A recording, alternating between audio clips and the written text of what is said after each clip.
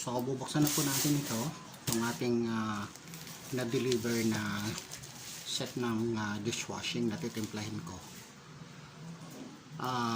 Bubuksan natin kung kompleto na. Okay? Kung kompleto ba? Yun pala. Okay. So ayan. Guys lang natin ha. So buksan natin. Mag-unboxing tayo. Ayan, napakahalaga ng unboxing nito dahil pagkakulang pwede natin maibalik ha.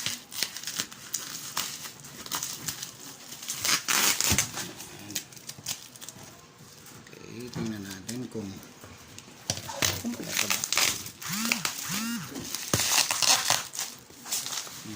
Tingnan natin kung kompleto.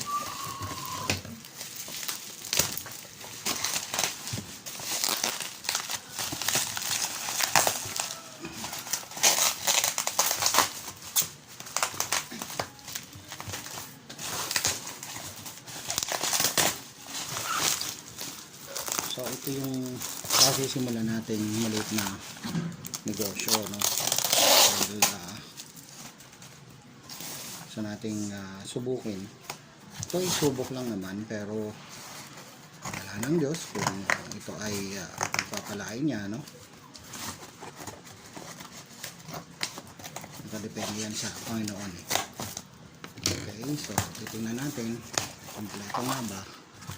So ayan po, ha? Tingnan natin. So, ayan. Okay. Ito po, doon na kung ano tong naman ng pouch na to. Tapos, mayroong instruction. Ayan. See that instruction, ano? Ayan. So, ayan yung instruction. Tapos, ito po. Po yung laman. Tingnan natin ng mabuti. Tapos meron ditong I don't know kung ano ito, pero kailangan natin buksan. Okay. Pinaka-ano pala niya, meron pala siyang ano, ayan. Okay. May sticker na. May libre na sticker pala to. Mahaba. Very good. Ganda. Magaling, magaling. Ganda pala to. So, may kasama ng sticker, no?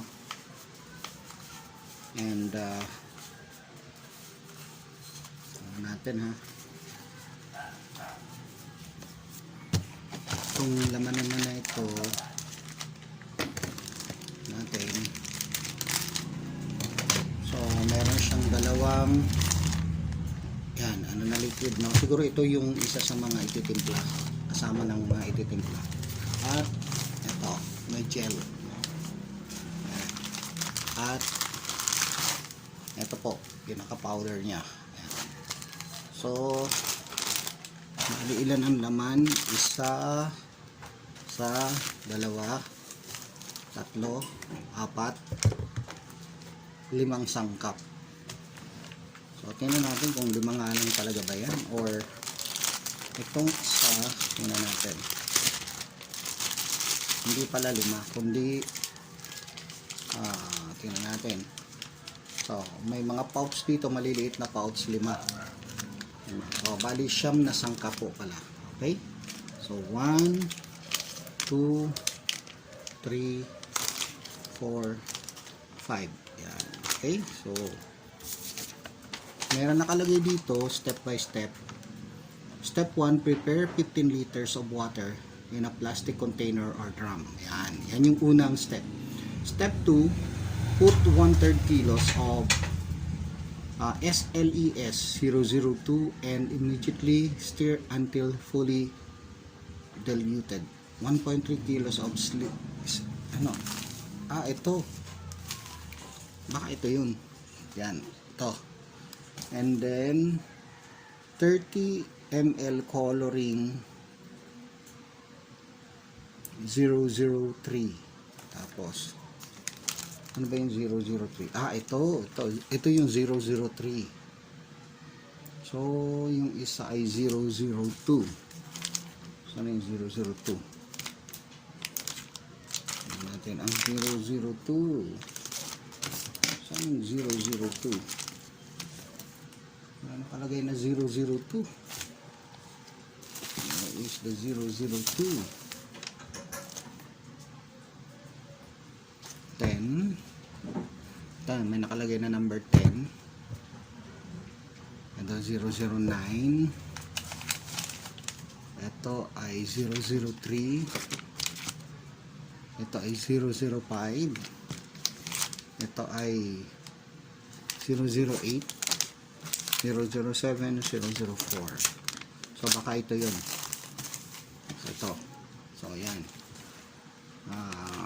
Number, put the 30 meter coloring 003, then number 4 add 30 millimeter EDTA 004, then number 5 put 15 ml antibac 005 steer, put the 850 gram sodium chloride slowly while continue steering, make sure to now. Okay, ito yun, make sure to now. Ito po yung number 6 sodium chloride. Ito yung sodium chloride. And then put the 15 ml scent 007 steer 15 ml 007. Ito andito yan. So ito yan, and then add 30 ml preservatives 008. Yun, ito naman yun 008 yan. Okay, and then put the 250 ml foam booster 009. Ito po yun, this one. Okay, and then put the 250 ml add 500 ml degreaser 0010, steer for 5 minutes. Ito yun. Okay, so yan yung mga gagawin natin. So abangan niyo gagawin natin yan. So yan, mga ka-journey, tuloy-tuloy na tayo sa ating pagbibideo ng paggawa ng sabon o dishwashing liquid na ating pong gagawing simpleng hanap buhay. Okay, so tingnan natin to. So yan mga ka-journey, naglagay na ako ng 15 liters ng water dito sa aking balde na binili ko. Ito ay good for 40 liters, no? Yan. Okay, so andyan yung 15 liters na tubig. Ang gagawin na lang natin, pa-follow na lang natin yung instruction, ano? Follow na lang natin yung instruction na binigay sa atin dito ng nabilan ko po sa Lazada. Merong 9 components ito, gaya ng sinasabi ko kanina. So nag-prepare na tayo ng 15 liters of water sa plastic container or drum. Tapos lalagay na natin yung 1.3 kilos na slush. Ito yung slush. Tingnan natin. Ito po po yung sinasabing slush, no? So ito po yung slush. So ilalagay natin to dito. Yan, diyan lang tayo. Ano lang po natin pasundan natin So atin po itong puputasan para mailagay po natin dito sa 15 liters na water, no? So yan. Okay. So yan po. Lalagay natin dito. Pasensya na kayo, andyan yung aking doggy. Sorry manood. Ang tawag ko rito ay marites na doggy. Nanonood din siya. Yan. Anong ginagawa ng amo niya. So yan. So pupunin lang natin. Sikapin natin na mailagay natin lahat. Yan. Hindi na ako nag-gloves kasi hindi naman masyadong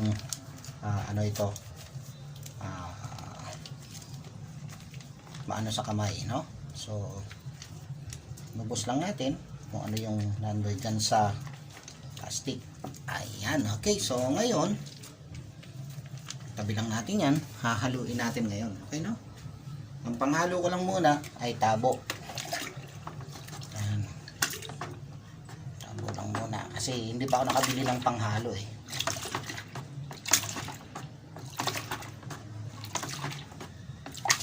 Ayan.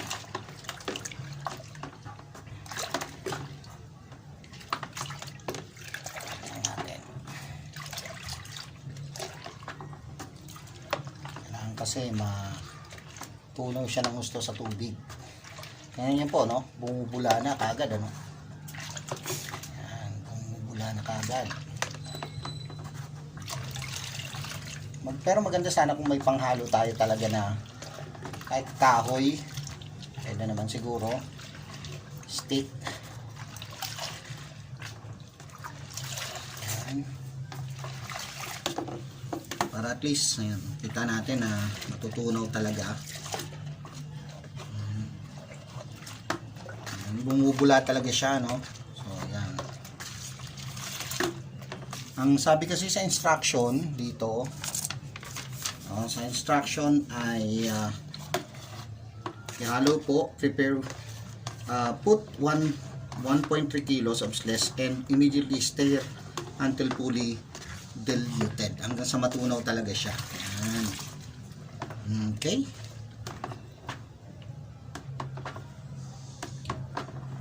Madilute talaga siya ng gusto.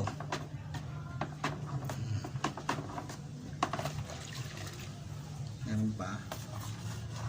So, meron pa po.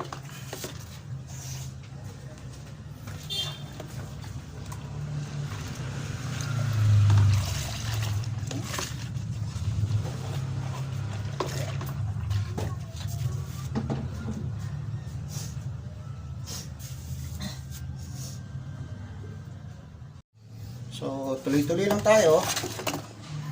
Yan, nakakuha ko ng panghalo. Supposed to be dapat kahoy talaga, magandang panghalo. Pero okay na yan. So, yan, na-dilute na natin. Hanggang sa na-dilute siya. Okay, yung kasunod natin na ihahalo ay yung 30 ml na coloring.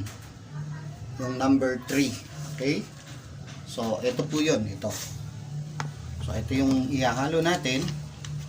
So, bubuksan lang natin siya. So, ihalo na natin yung coloring. Ayan. Okay. Then, stir din natin.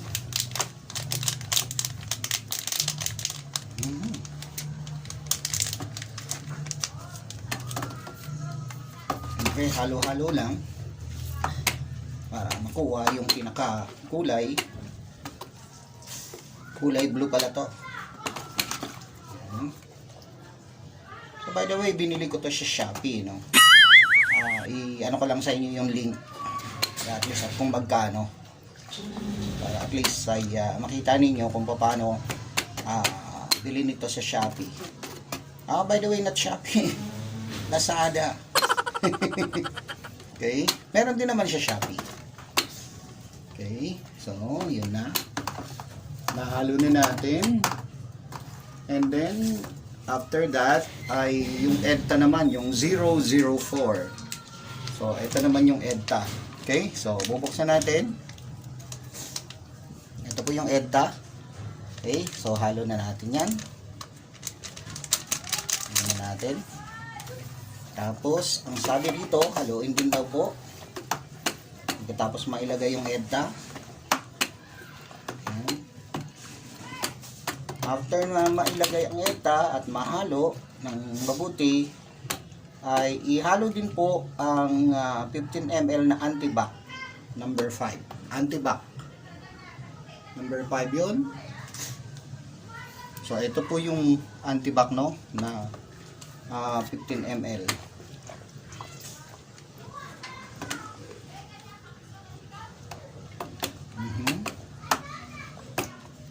Yan. So, bubuksan na natin to. Ihalo na natin yan. Yan.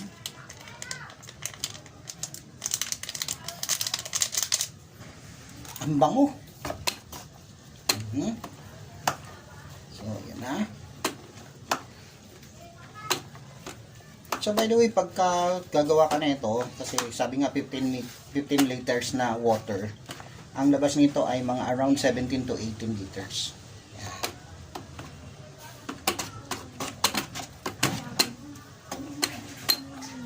Yan. So, haluin lang natin. So, matapos natin mailagay yung antibac, yung naman, 850 grams na sodium chloride. So, ito po yung sodium chloride. Yan, ihahalo natin yung sodium chloride.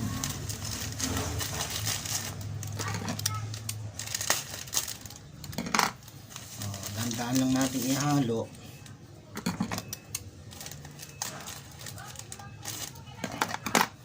Okay, so yan. Ano natin yung sodium chloride.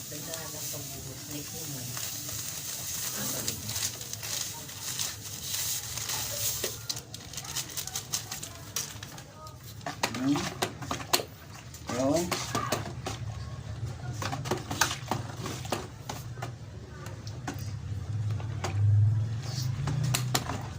Siyempre, kailangan natin ihalo ng mabuti.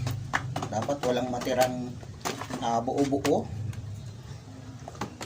Yan, maganda na yung nyo, texture nya.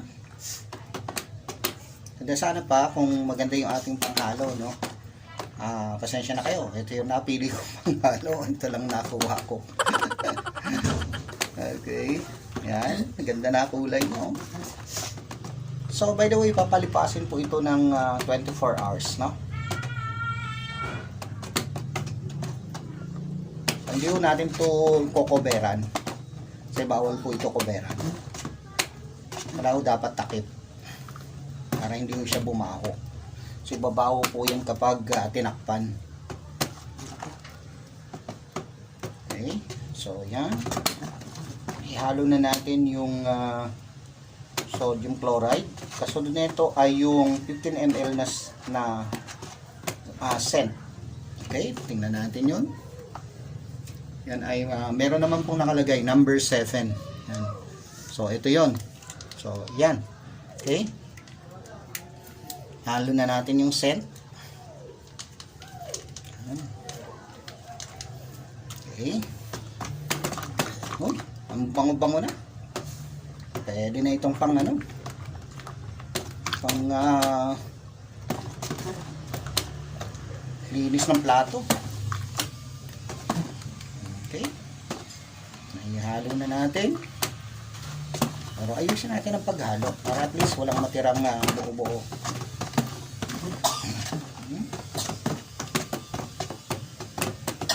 Okay. And then, ihalo din natin yung 30 ml na preservatives. Okay. Hanapin natin yon, yung pang preservatives natin. So, ito po yung pang preservative. So, yan.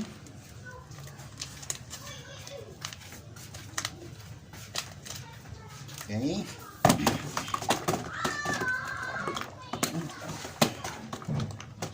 Yan na. Halo-halo lang. Halo-halo natin. Ito yung ating preservative.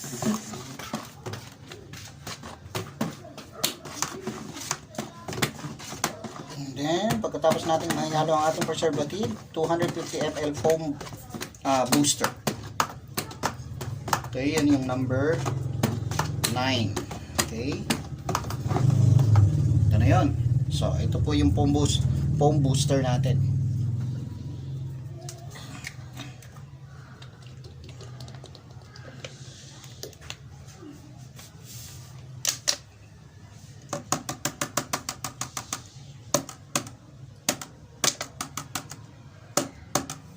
Kailangan natin pigayin ito. O talagang buhos ng gusto. Dapat walang matira. Yan. Of course. Yan yung foam booster. So, isa na lang. Yung pansampo. Okay.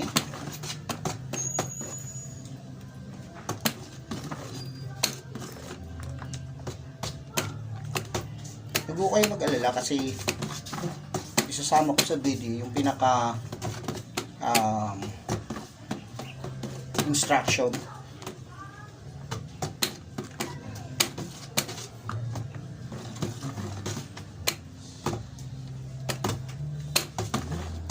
Okay. So, nahalo na natin ang gusto. Finally, yung 500 ml yung degreaser. Okay? So, yung degreaser, degreaser. Mali pala, degreaser. Yan. Okay, ito po ang degreaser natin. Ihalo na natin.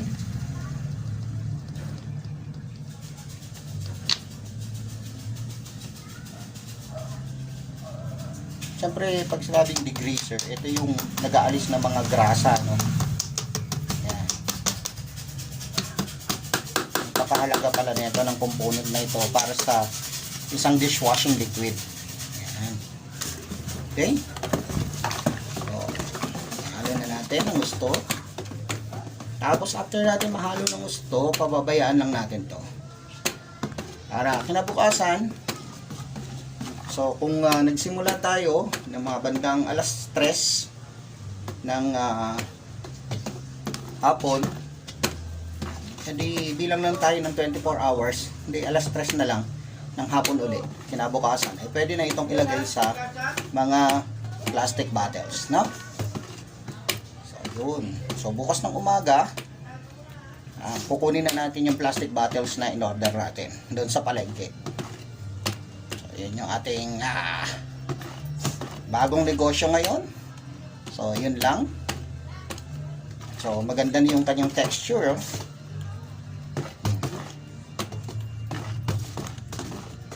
So, lalabas ito mga 17 to 18 na liters na bottle, no? So, kaya bibili na tayo ng maramihan. Mga worth 120 pieces na yon, para at least hindi na tayo bili ng bili. So, para sa susunod na paggawa natin na ito, yun na. Okay. Meron na tayong ready bottle.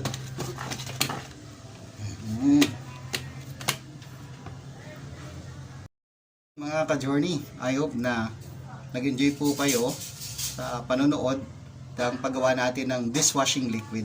Okay, so abangan natin to ha. Ibebenta natin ito. At kaya mag-alala, yung link ng pinagkuhaan ko sa Lazada ay ipopost ko rin dito, sasama natin sa video, and at the same time yung pong instruction kung paano ito gawin. And then syempre bibidyoan ko rin kung paano ito maibebenta natin. At by the way, sabi kanina, di ba nakita niyo may ano na po siya, may meron na po siyang sticker. Yan.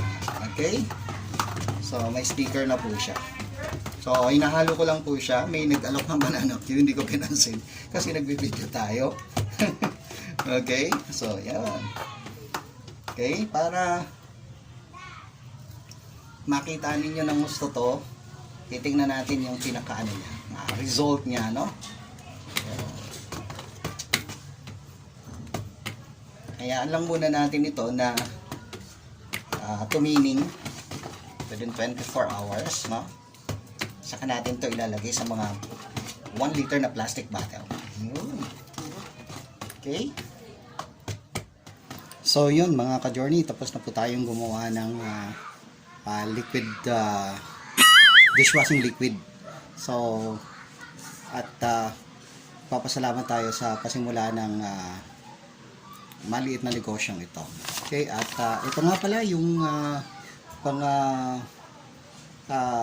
components ng liquid dishwashing. At inyo pong tingnan na lang po, no, ng mabuti. Yan. Yan po. So, yan.